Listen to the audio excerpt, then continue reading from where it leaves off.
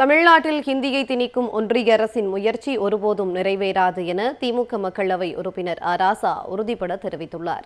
சென்னை வடகிழக்கு மாவட்டம் மாதவரம் வடக்கு பகுதி திமுக சார்பில் துணை முதலமைச்சர் உதயநிதி ஸ்டாலின் பிறந்த நாளை முன்னிட்டு மூத்த குடிமக்கள் 200 பேருக்கு மாதந்தோறும் அரிசி, மளிகை பொருட்கள் வழங்கும் நிகழ்ச்சி மற்றும் நலத்திட்ட உதவிகள் வழங்கும் பொதுக்கூட்டம் மாத்தூரில் நடைபெற்றது. மாதவரம் பகுதி செயலாளர் புழல் நாராயணன் ஏற்பாட்டில் நடைபெற்ற இந்த நிகழ்ச்சியில் திமுக மக்களவை உறுப்பினர் ராசா, மாவட்ட செயலாளர் மாதவரம் சுதர்சனம் உள்ளிட்டோர் கலந்து கொண்டனர்.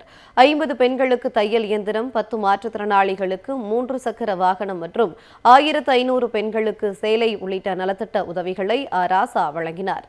இந்த பொதுக்கூட்டத்தில் பேசிய திமுக மக்களவை உறுப்பினர் ராசா, இந்தியாவிலேயே தமிழ்நாட்டை முன்னேறிய மாநிலமாக மாற்றி முதலமைச்சர் ஸ்டாலின் சாதனை படைத்துள்ளதாக பெருமிதம் தெரிவித்தார். தமிழ்நாட்டில் ஹிந்தியை திணிக்கும் ஒன்றிய அரசின் முயற்சி ஒருபோதும் நிறைவேறாது என்று கூறினார். தமிழ்நாட்டில் ஹிந்தியை திணிக்கும் ஒன்றிய அரசின் முயற்சி ஒருபோதும் நிறைவேறாது என திமுக மக்களவை உறுப்பினர் ராசா உறுதிபட தெரிவித்துள்ளார்.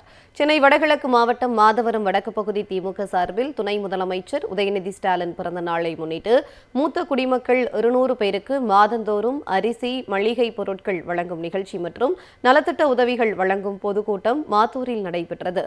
மாதவரம் பகுதி செயலாளர் புழல் நாராயணன் ஏற்பாட்டில் நடைபெற்ற இந்த நிகழ்ச்சியில் திமுக மக்களவை உறுப்பினர் ராசா, மாவட்ட செயலாளர் மாதவரம் சுதர்சனம் உள்ளிட்டோர் கலந்து கொண்டனர்.